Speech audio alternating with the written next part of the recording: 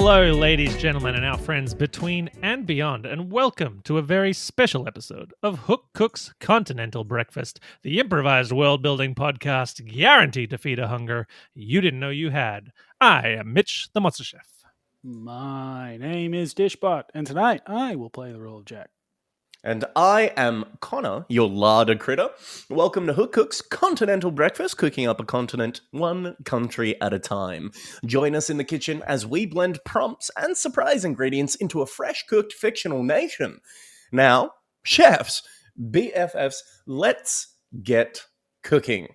Mitchie, what is our The prompt today is gentle rituals.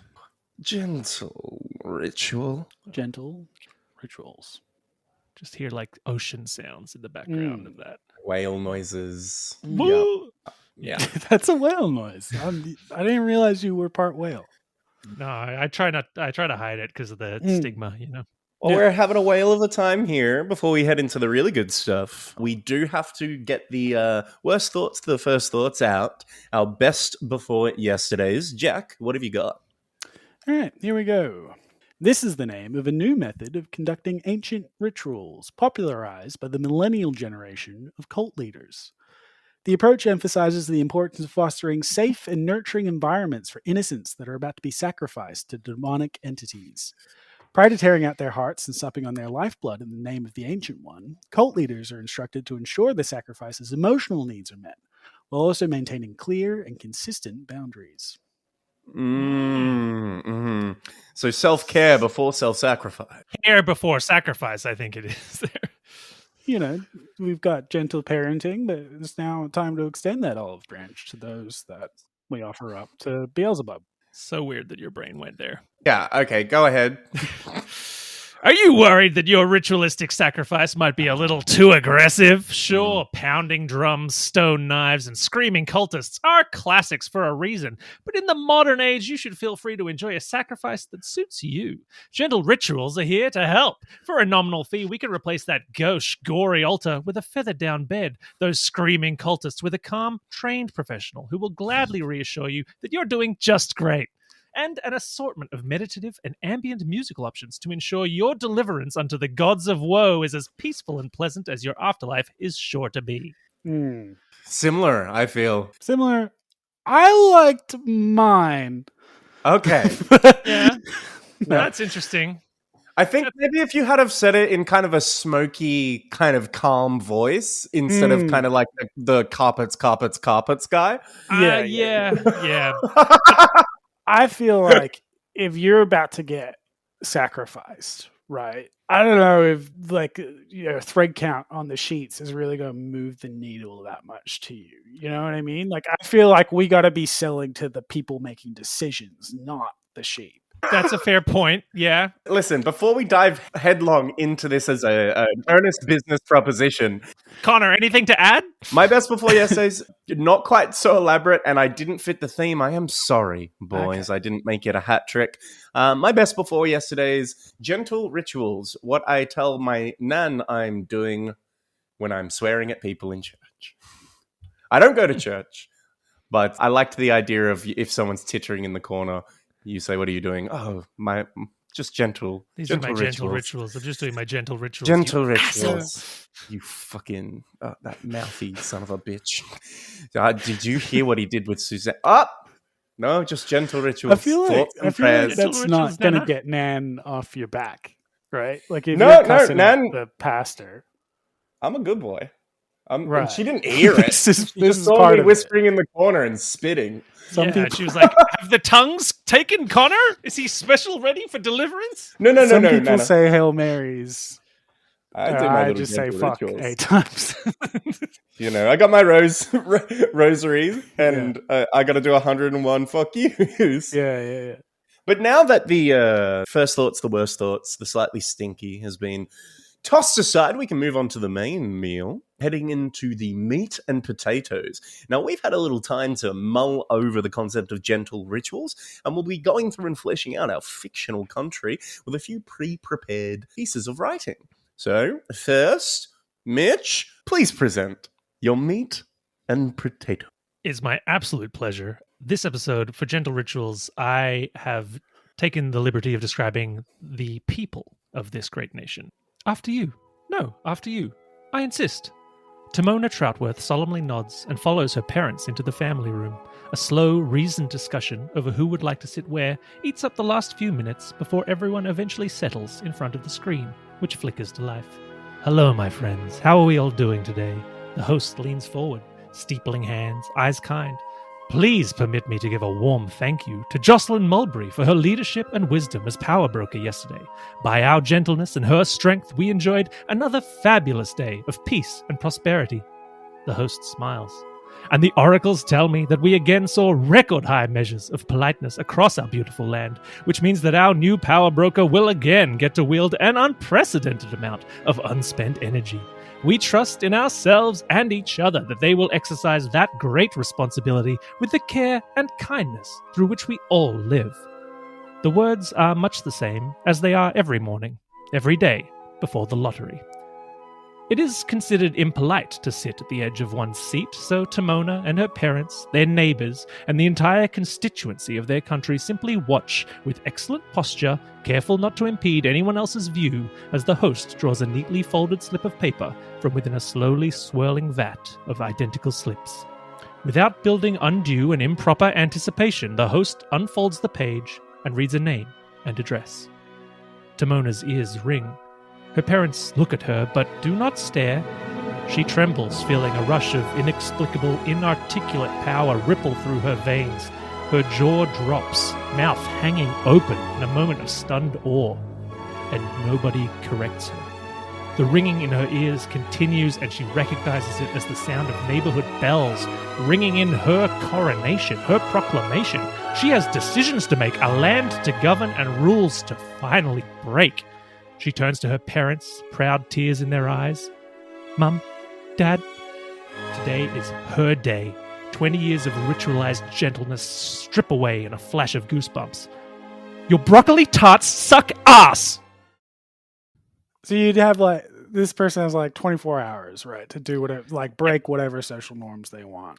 And they're going to spend the power of a country that spends... that everyone else is gentle. One person takes control for one day. They're going to spend fucking 15 precious, all-powerful seconds being broccoli tarts. You gotta rethink that.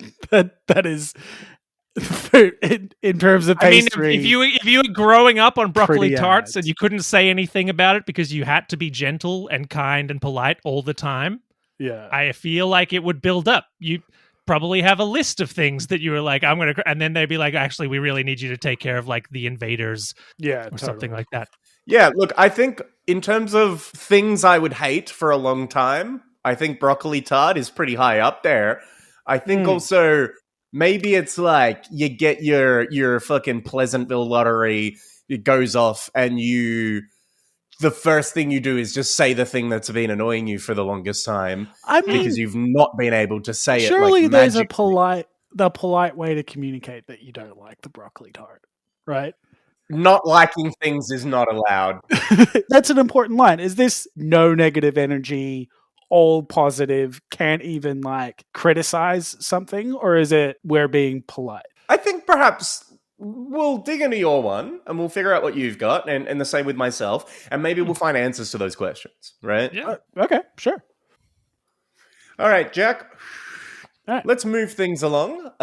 Would you please present your meat and potatoes?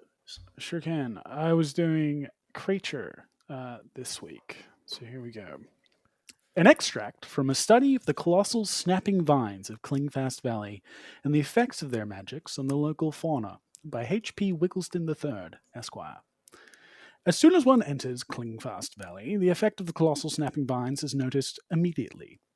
Unlike the other wild areas which dot our landscape, the jungle nestled there is strangely silent. There is no hunting in Clingfast Valley, as no predator exists amongst its swaying trees. No predator, that is, besides the network of colossal snapping vines, which covers most of the jungle's territory. As you walk through the brush, you begin to notice the prey, rodents and other small mammals moving in a gentle lull. feeding on roots and berries, growing plump. If you follow one of these animals, eventually you will see it wander directly into a bright red flower. Slowly, the leaves of that flower will close around the creature, and it will disappear. No struggle, no sound. The vines seem to be harnessing a calming effect on the local fauna. Initially, we assumed this was achieved through the secretion of pheromones, popular in other carnivorous plants endemic to our lands, but further studies revealed that the vines are actually a singular organism, which appear to harness a ritualized magic in order to becalm and befuddle its prey, conveyed through the rustling movements of its leaves. The creature currently covers a territory of 25,000 hectares and is growing at a rapid pace. It was also demonstrated an astonishing adaptability. It took just 2 nights within the jungle before I awoke to find my manservant Reginald dangling, half-digested from a nearby flower. We'd initially assumed that the vine's song, as we called it, could not affect humans. It is clear that further study of the vine and its magical properties should be an immediate priority. Okay. These gentle vines are capable of stealing manservants. Poor Reginald. It's also good to know that there is some kind of like indentured servitude occurring within this civilization, and to navigate that politely will be an interesting conversation. I think that'll be interesting. And if the civilization lets people within that position into the lottery, etc. But very interesting, kind of a scientific study of some kind of occurrence that's happening, could be a major threat. It seems like a poison that's spreading over the land, or like those, the weird network of like slime that can kind of just grow itself. Maybe not a universal reference. This is an Ivan Ooze reference. We dropping some more Ivan Ooze knowledge? You'll know when I'm talking about Ivan Ooze, baby, which I am right now. That guy sometimes looks like a wizard that just looks exactly like him. It fools everybody. Everybody's fooled. Anyway. I'd hate to cut you off. Yes, I love when you talk. I know, and when I start to rant about Ivan Ooze, yeah. But I do have to ask you one quick question. Oh, yes. Would you please present your meat and your potatoes to us? Certainly. I can present... God, it is challenging to be on the other. Perhaps I can declare that I will present my meat and potatoes. I want the power back. No, this is good, I think. I will be handling the place this week. I have also taken a scientific kind of lean to my documentation today. Cofton Expedition, find 12C, paper, black ink. Mr. Docker, I'm sorry, but Mr. Cofton won't be dissuaded. He's sure it's here, whatever you're searching for, boy thunder. You won't deviate, not one speck. Not for my words, or the pleading words of me crew. Cold. Don't do it justice, Mr. Docker. I've been adrift for a long while now, and I thought the sea was fierce cold, but it's been 4 days since we left the ship, and my fingers feel aflame. My eyes crossed with ice. Mr. Cofton, our cryptic leader, limps along with his chest puffed out, but I seen his foot through a tent flap, and his big toe is blacker than cannon food. I know you've a soft spot for Ernie, but I've talked to the men. I'm taking control of the situation. I've tried all else, Mr. Docker, I promise you that. Cofton Exposition. Find 12D, paper, black ink. Mr. Docker, stone me dead, but the mad bastard were right. We found an open crevasse. Gods forgive me, I was planning to cut the rope, but then he started hollering. An entrance into a grand place, a whole system of caves. The whole place ebbs with a strange sort of blue and green light.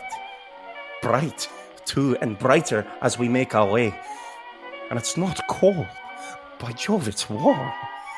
I can feel my fingers again. We're making our way in, but Mr. Docker, we're starting to see grass. Flowers. Just what miracle have you crazy pair of fools found? Cofton Expedition, find 12A, paper, black ink. Mr. Docker, today we advanced upon something remarkable. An enormous cavern filled with greenery, animals, And what's more, we found a huge complex, a grand temple. Dudley, there are people here. The light, the warmth, it's coming from the top of a tower within the ruins. Almost blinding it is. We've navigated towards the place, but you see, we've had to make camp. We took his foot. Your adventurous friend, Ernie, that is. He was laughing while I worked the saw. Mad bastard is still smiling now, happier than a cat in a chum bucket. It's a mood that's catching. We're making history here. Cuffton Expedition, find 12E, blood, stone wall. DD, use gently. End of confidential update. Cuffton Expedition investigation for the desk of Dudley Docker. Okay. Mhm. You're going to have to run us through that one, I think. In terms of what's happening there. There's some sort of like underground cave that is warm in a place that's very cold. Yes. It took me a frustrated. little just to get used to the accent. Yeah, So I feel- flawless. Flawless regional Flawless. accent. Great accent. Well, Yeah. Yeah. It's just southwest of Glasgow, which I think is the sea. But essentially, it's the story of this captain who's been commissioned alongside for whatever this expedition is. Yep. He's about to mutiny, but they find whatever it is that the financiers are looking for. And when they get there, this is all they've found, right? They're trying to track them, and maybe they're going through the cave system. Maybe it's washed up somewhere. You know, I haven't decided on that. And they've found a few journal entries that are this. And when they get there, blood on a stone wall says, use gently. Something's happened to this expeditionary crew. Something to do with perhaps the strange, ebbing, magical light that was coming from the top of the tower. Something that might explain why this thing is here. And describe. I suppose describe the place that they're going to a little bit more. Okay, so I wanted to leave this somewhat ambiguous because I wanted it to have the capacity to fit inside of like any kind of major architectural or historic areas that you wanted to develop. But essentially, I see it as, and this is because I've just rewatched Atlantis. It's just like a ruin, like perhaps Mayan-inspired temples, ancient temples with some kind of incredibly powerful magic light at the top of it that's making everything warm and peaceful and calm and beautiful and gentle, right? And whatever these people were, they had to use it gently or something terrible happens, right? So maybe this is the source of that power lottery people, and the reason why everyone's gentle is because something terrible happens if you're not gentle. Right. If the power broker does more malevolent things than insulting broccoli tarts or whatever, the power expends and explodes. Or well, I mean, like the power broker is one person who doesn't have to be gentle, but everyone else, if they're not using things gently or being gentle, and like if maybe that counts for an expedition that comes and discovers this place, maybe they get torn apart by the power broker. I mean, certainly. I mean, like in terms of what's been presented, this could have happened a long time in the past. Yeah. You know, it could be things that are just recently being found. I very much think of it as an expedition that nobody really knows what happened. And very recently, these things have been found. Right. So this could be the culture that came before the Pleasantville culture. And this is the engine that's turning all of their niceness into this power broker thing, but they don't actually understand it. And when you find it, if you're not gentle with the object, and if you don't operate the machinery gently, or if you're not doing the correct rituals and you're doing them gently, the power broker energy explodes. And maybe it's hypercharged because it used to be used for stuff. It was just the inherent goodness of people being turned into energy for the city. But now, because they've been doing this power broker thing, it's like a bomb that's ready to go. It feels to me like it would make more sense if the power broker culture was in the past. Okay, cool. And this is what's come from it.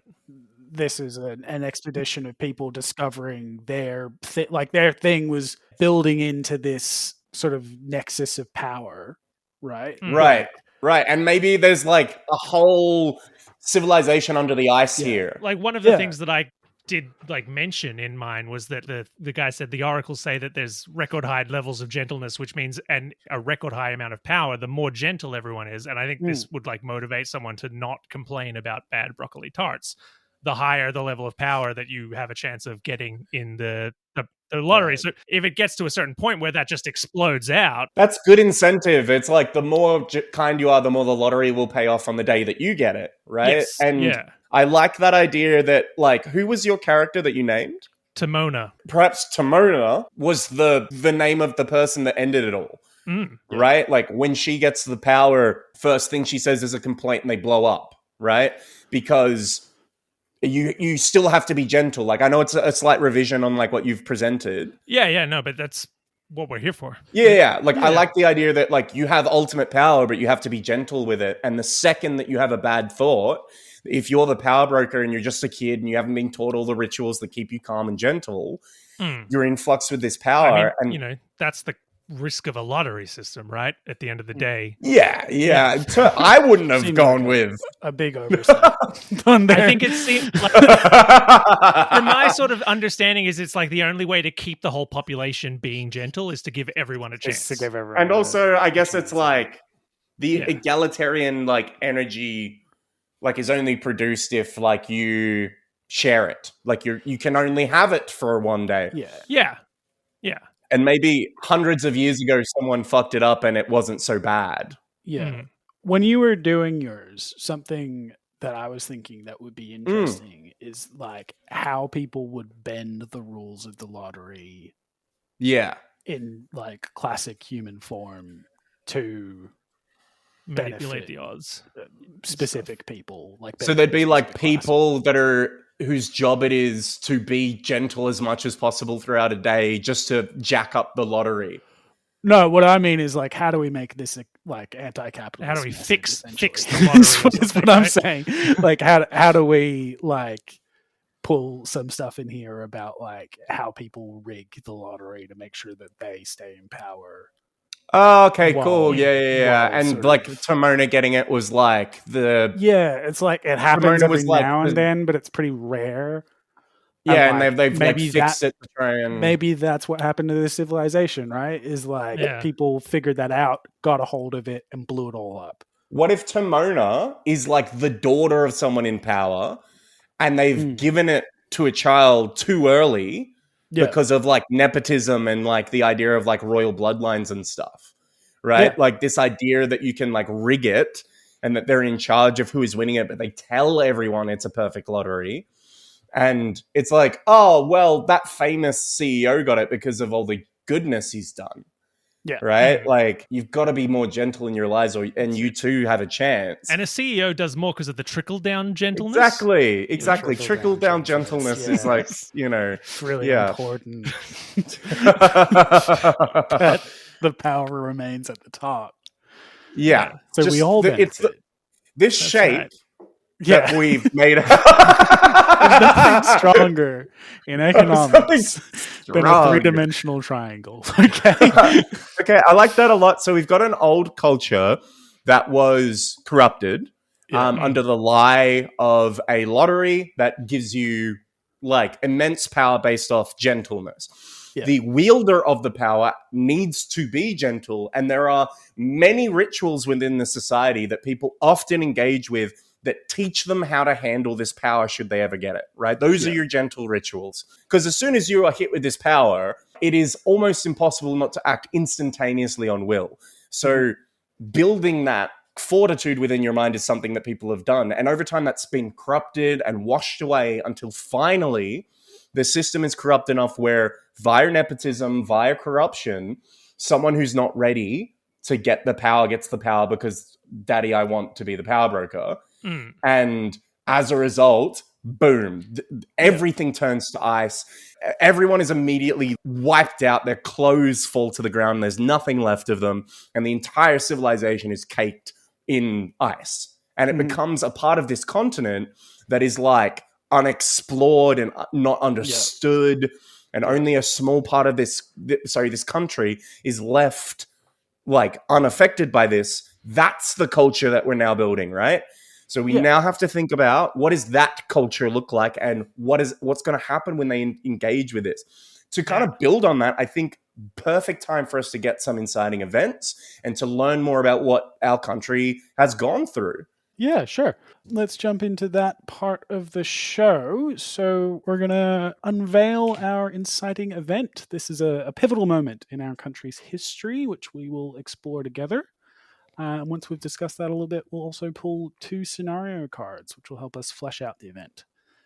So we really get to know this little imaginary land we find ourselves in. So let's dive in. Our inciting event for this episode is all our cities are floating in the sky. Okay, interesting. Maybe this country is so much an icy wasteland now that the remaining people have started to like float above and like try to suspend themselves to preserve heat, because when you're trapped on the ground, you lose all your heat. So maybe they've started to float their cities a few meters in the air, and it's all like these like biohabitats. Is there something we can do with the vines in this? Because I feel like we didn't get enough of the vines. So true. Yeah. Vines at all. And the vines cover like 25,000 hectares of this land. 25,000. It's not that much, actually. No, it's not that much in a country's size.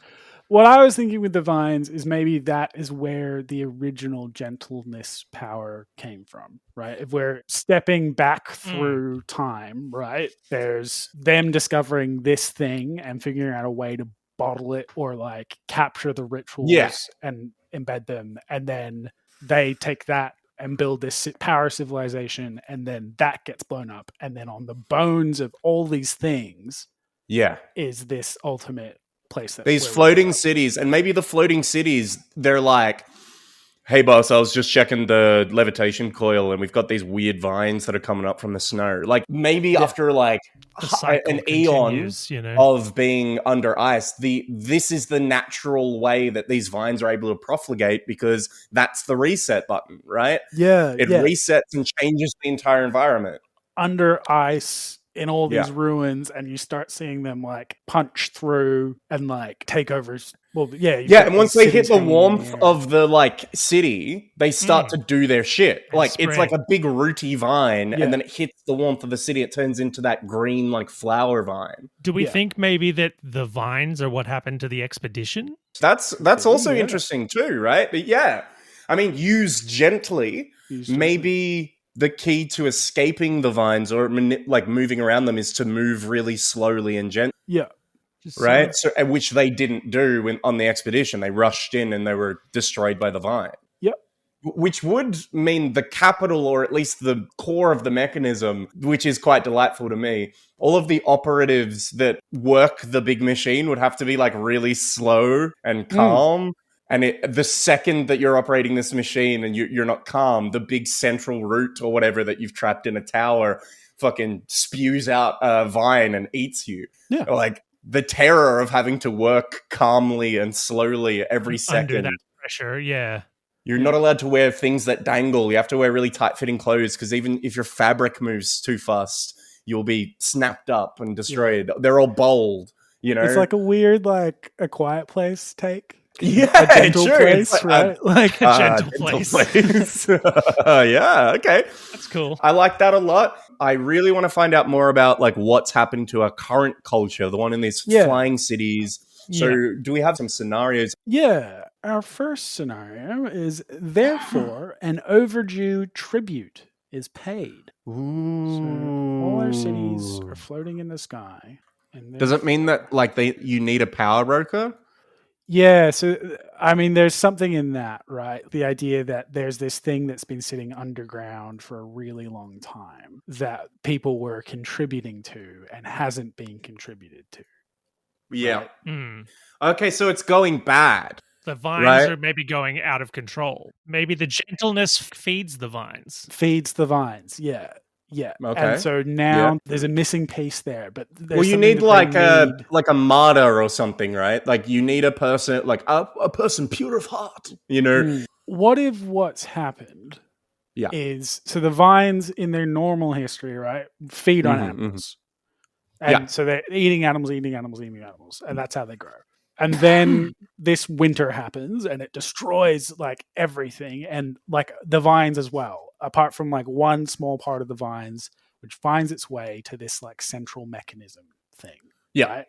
Yeah. And it sucks like over, thousands and thousands of years, sucks the power out of this mechanism thing and grows back until the point where it is like the whole country is under the earth. The vines are everywhere. Roots and And at present day, the vines run out of energy, out of this whatever, like this sort of central power cube, and break up through the ground in search for food, which is then this new sort of air culture that we've got, and that's like conflict. Floating nomad ice culture. Floating over hungry vine. I really like the idea that if they're floating nomads, then instantly when the vine stops them from moving, that's like a massive deal. Like that. That's like everything around how the city works is immediately interrupted. All like wind based and stuff. Yeah, it's like wind based, and they have to hunt by moving thousands of miles a day, kind of thing, and then they're tethered. So suddenly there's a really huge need for this flotilla civilization to pen down and figure out exactly what's going on, which explains the expeditions and the scientific journals, these things that are emerging before Tomona fucking blew it. Yeah. Sorry, Tomona, it's not what I had planned for you, but... Come on, T. All over some broccoli, man. That's crazy. Broccoli tarts. I mean, what were they thinking? Okay, I've seen societies collapse over less. Yeah, that's cool. That's cool. Okay, I think that's good. Should we have a second scenario? Yes, I think we did a lot of really good building, and now the scenarios are playing out, and I'm enjoying that. So yes, we've now sort of stitched a whole history together. Yeah, and it's all working in tandem, which is quite nice. And I feel like I'm very happy with the layers of history here as well. Like it really feels like there's mysteries to uncover. People have reasons for doing the things that we want them to do. So good stuff. There's a story in each element. In each little bit. No matter where you kind of look, you can tell a story about it. I like Let's hope that this next little scenario doesn't sort of send us to space or something. Well, here we go. The next scenario is the newest hotness is really dangerous.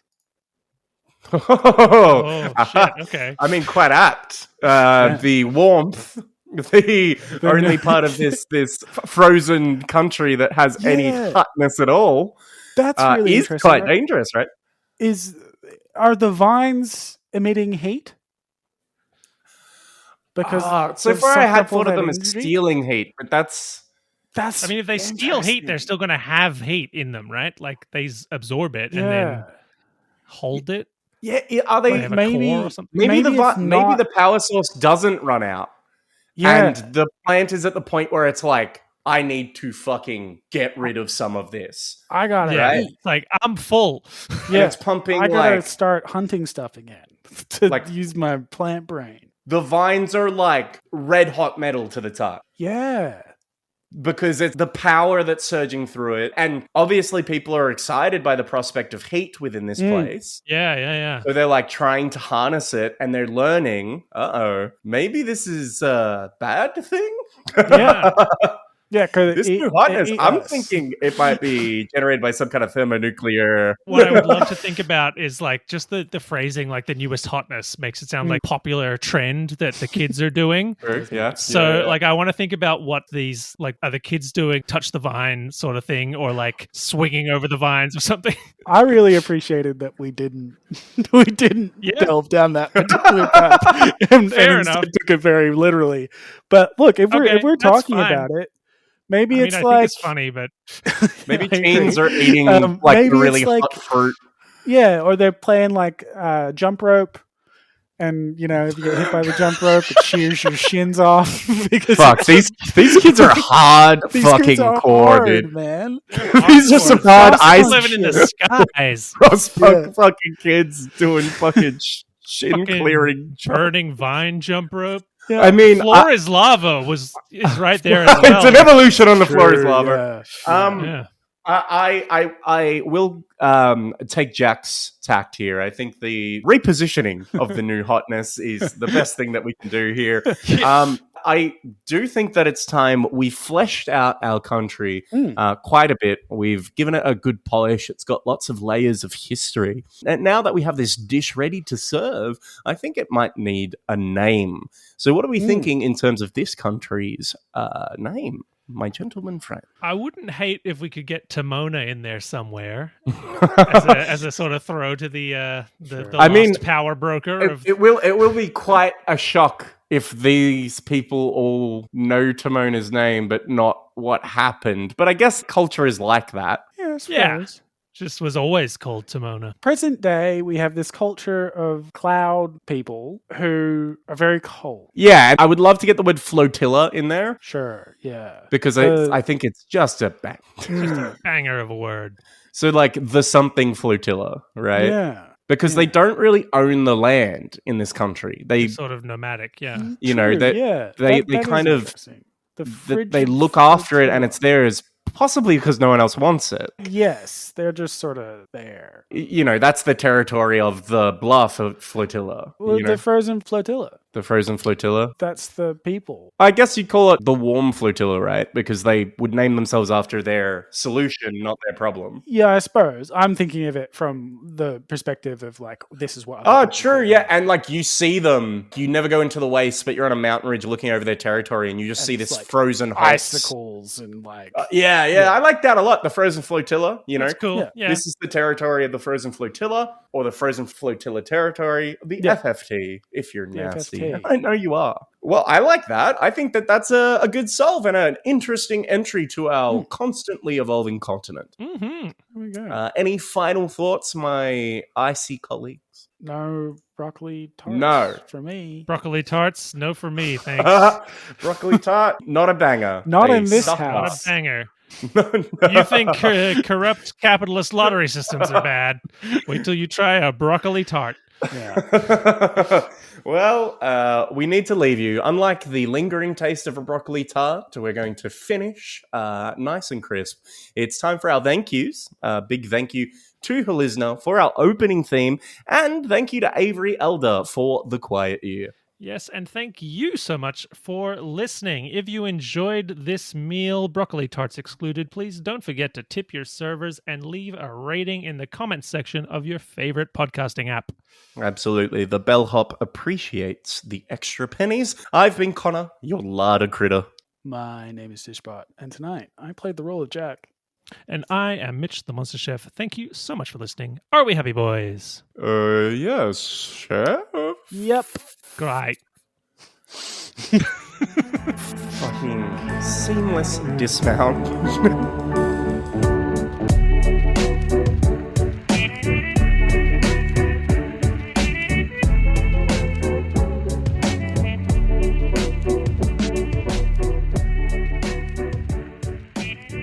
Artists witness an extreme phenomenon. Phenomenon. Phenomenon. Phenomenon. Artists